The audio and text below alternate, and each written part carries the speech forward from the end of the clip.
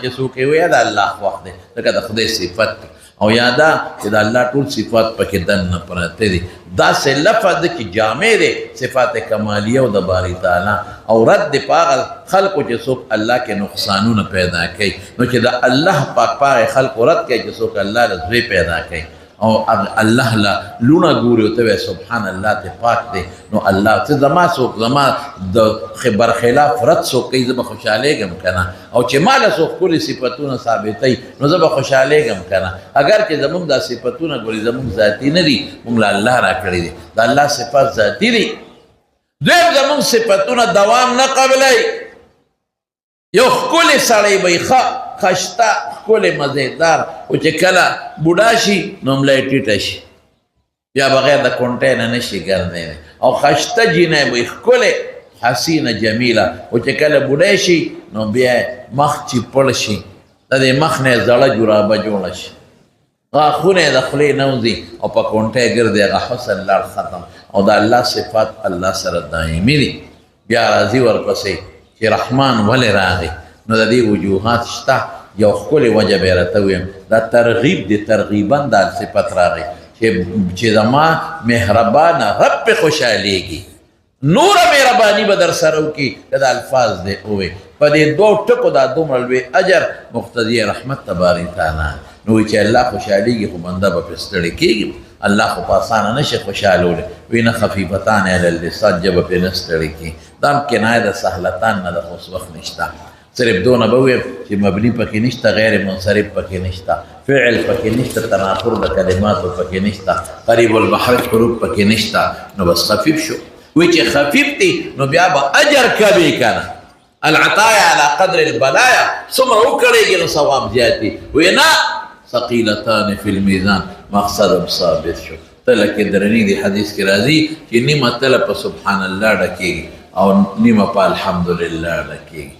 درونو اوس به وایه که به نه وایه خبرې څوک دي ما ته ووایه دعا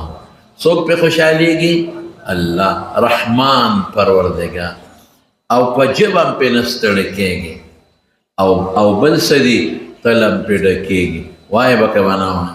دا خبر مقدم شو تشویقا او ترغیبا هغه را سره اوس یو ځل ووایه سبحان الله وبحمده وایه سبحان الله العظیم بس مختصر معنا به وکړم ورنه دې کې ډېرې اوږدې خبرې زه به ووایم چې دا اسم مصدر ده څوک ورته علم وایي او څوک ورته علم شخص نه ګورې د هغې اضافت نه کېږي علم جنس چې وضع د معنا د اضافت یې کېږي بیا او څوک ورته مصدر وایي وایي مصادر ثلاثي مجردو قیاس ته پکې دخل اسم معنا او بیا مفعول مطلق د تاکید هم جوړېږي او د نوع هم او څوک ورته مفعول به ويسبح الله مثل تسبيح نفسه او حمد بحمده یا خو عطف د جملې په جملې احمده بحمده یا حال د حال کون متلبسا بحمده حرف عاطف یې راوړه پرېښوده ولې هغه ځای کې راځي چې کوم ځای کمال مغایرت او دلته کې من وجه مناسبت دلته کمال مغایرت نشته بلکې من وجه پوره مناسبت دی پکې ځکه یې راونه ها د به خلاصه ده او عظیم به درې معنی وکړم یو عظیم په ذات کې چې زمونږ عقول د هغه ذات ته نه رسي او عظیم په صفاتو کې د هغه په شان صفات د بل چا نشته او عظمت فی الافعال د الله په شان کارونه څوک نشي کولی نو توحید فی الذات فی الصفات فی الافعال شو و شرک فی الذات شرک فی الصفات او شرک فی الافعال نو بحمد ربک واستغفره مقدم دی او دریم رد دی په فرق باطله چې څوک خدای له ځامن لونه کوي هغې رد او په حمد کې خو په چا رد نه جوړېږي داسې څوک نشته چې هغه وي خدای علیم نه دی خدای بصیر نه نو په دې کې په چا رد نه دی او نور یې یو دوه وجې شته خو دا کافي بس دا په دې به اکتفا درته وکړم صرف ستاسو دپاره ویم چې حضرت ابو هریره فرمایي من قال حضور پاک نه ګورې نقل کوي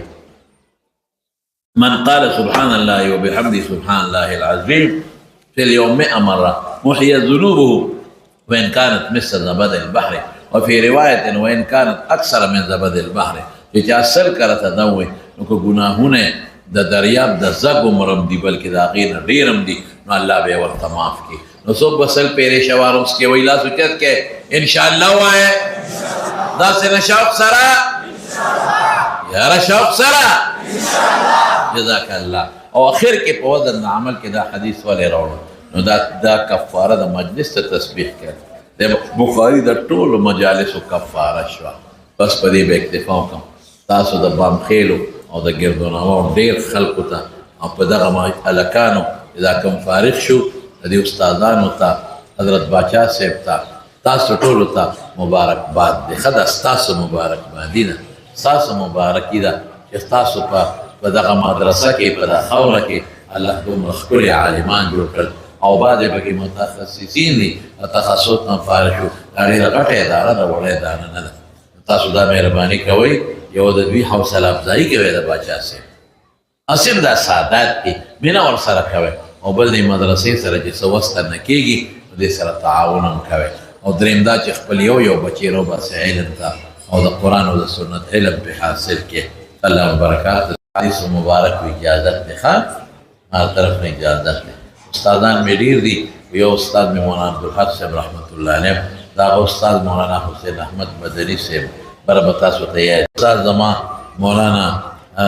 مفتی محمد فرید صاحب رحمه الله، دا هغه استاد مولانا نصیر الدین خوشتوي صاحب بره تاسو ته معلوم دي سنه. بل استاد زما باباجي مولانا شهزاده صاحب رحمت الله علیه، دا هم استاد مولانا نصیر الدین خوشتوي. بل استاد چې ما ته اجازت راکړې او سبق مې ورته کله ویلی دی مولانا شمس الحق افغاني رحمت الله علیه. دا هغه مشهور دو استادانو، یو استاد علامه انور شاه کشمیري او یو علامه شبیر احمد عثماني او د دواړو په شریک استاد چې دی هغه شیخ الهند مولانا محمود حسن صاحب. بس په دې اکتفا به وکړو او الله مو کامیاب. واخر دعوانا ان الحمد لله رب